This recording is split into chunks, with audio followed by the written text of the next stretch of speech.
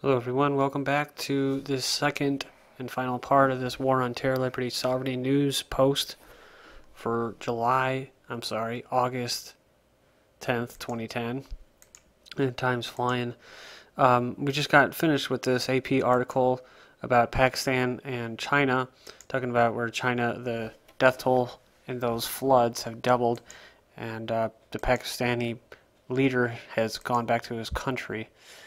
This other article is about USA aid winning friends in flood-ravaged Pakistan. I saw this article as I was uploading the first video, and I thought I would at least cover the first paragraph because I mentioned this before about how the U.S.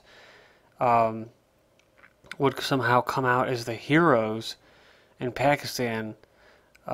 Yes, they have sent them Chinook helicopters. Yes, they have given them, quote, drone technology. I covered that yesterday or the day before. And yes, they have been the CIA has been using drones to bomb, quote, Taliban, but there's been a lot of civilians that have been killed because of that.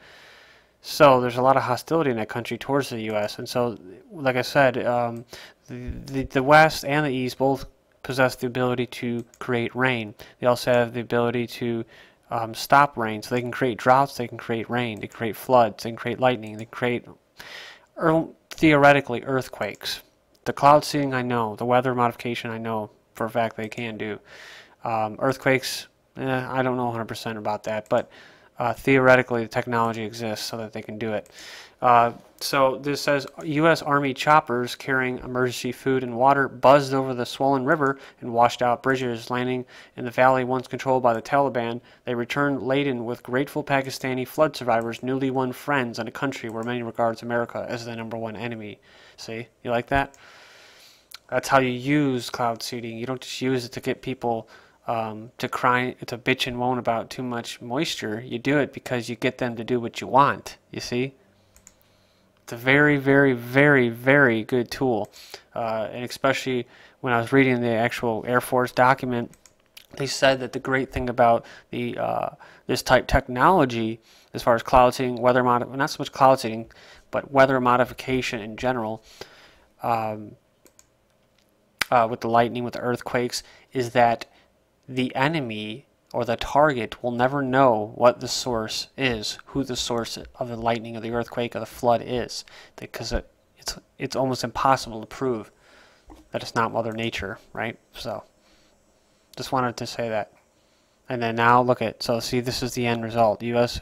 has new friends right after this controlled WikiLeaks leak, where it did what? It focused people's attention on Pakistan. This is from Asia Times. Iran-Saudi rivalry deepens for decades. The Persian Gulf region, subsumed under a latent Sunni-Shiite divide, was animated by a drama of Iran and Iraq rivalry. Each power balanced the other. The elimination of Saddam Hussein by the 2003 U.S. invasion of Iraq introduced a new chapter in the regional affairs. Saudi Arabia and Iran as the twin pillars of the regional power configuration. Historically, despite numerous efforts by each party to improve bilateral relations and deepen cooperation, Iran-Saudi relations have been fraught with intermittent rhetorical wars and grim strategic competition in the past decades. Iraq, Lebanon, occupied Palestine, Afghanistan, and Yemen have served as a chessboard for the Iran-Saudi strategic maneuverings. However, worries over Iran's growing regional influence and burgeoning nuclear program are beginning to accentuate the deepening fissures in Saudi-Iran relations. Recent developments, specifically the alleged Saudi-Israeli coordination on a planned, quote, surgical strike against Iran's nuclear facilities, plus Iran's accusation of a Saudi connection vis-a-vis the abduction of an Iranian nuclear scientist, are beginning to escalate the bilateral tensions to new heights. So there you go. We'll talk about love-hate relationship and that. And these guys always do these, produce these well-depth articles. I just don't have time to read the entire thing in these videos, so please go check that out. The link will be posted. Okay, moving forward in these news articles, I still have a bunch to get to. This is Pentagon to shut military command and cut jobs, and I kind of find this as somewhat of a joke because the military-industrial complex moves forward. It doesn't stop. But let's see. It says the Pentagon, trying to free up cash in the face of a yawning U.S. deficit, unveiled a series of cost-cutting measures on Wednesday that will shed thousands of jobs and shut down an entire military command. Right? So you're thinking, "Ooh, see, we're going to be weak now." That's that's why I hate. That's why I don't really like mainstream media too much, because they throw these little tail end remarks, and this is what you call a bias, and whatever, everybody has biases, and I'll never say that I don't have a bias. I have a bias towards freedom and towards enlightenment and towards knowledge. That's my bias. Their bias is to get you to think like a neoconservative, right? And that means, oh, now we're going to be vulnerable, we're going to be weak on security, we're going to be attacked. And this statement right here is just straight out of the fascist dictionary, right? My greatest fear is that in an economic tough times that people will see the defense budget as a place or the place to solve the nation's deficit problems. In other words, he's worried they're going to cut all of his programs. No, Mr. Gates, you're going to get your drones, you're going to get all your computer databases, your Humvees, your bullets, your beans, all of that. Don't worry, you will be funded.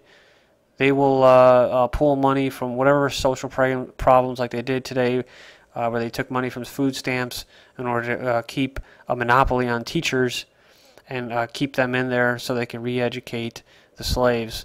There are people out there, like my mother, who works in some of these schools that are helping people from really rough neighborhoods that get basically exiled out of their school, and they get one more chance, and she works at one of those places, and I give her a lot of credit for what she does. But teachers in general, they do kind of have a monopoly. They have tenure.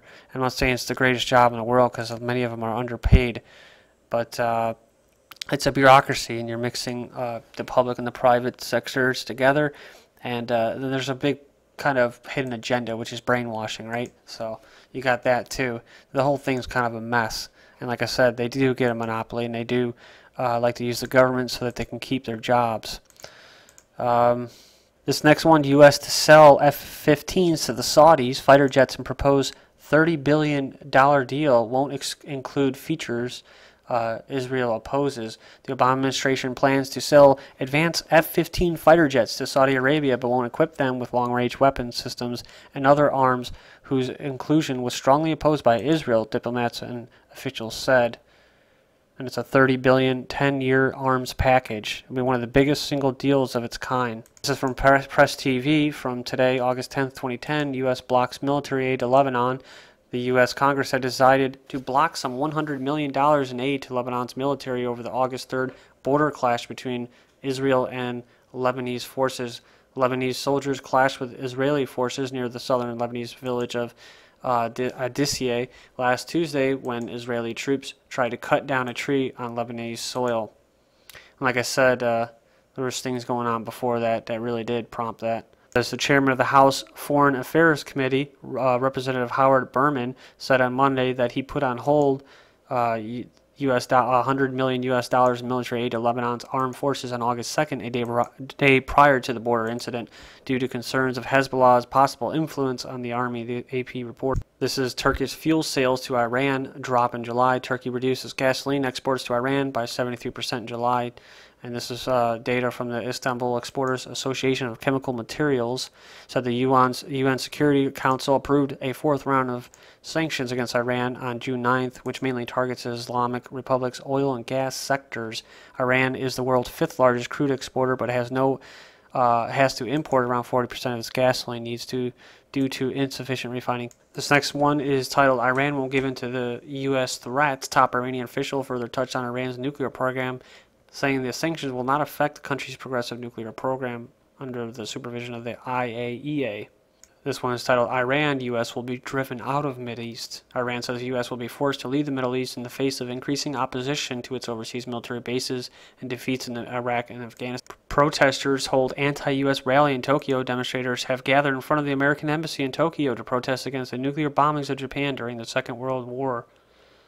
Israeli jets violate Lebanese airspace. August 10th, 20. Castro warns of nuclear holocaust. Texas Guard, Czech Army trains for disaster in Operation Lone Star. And Homeland Security's immigration program deployed to 25 states. Thank you.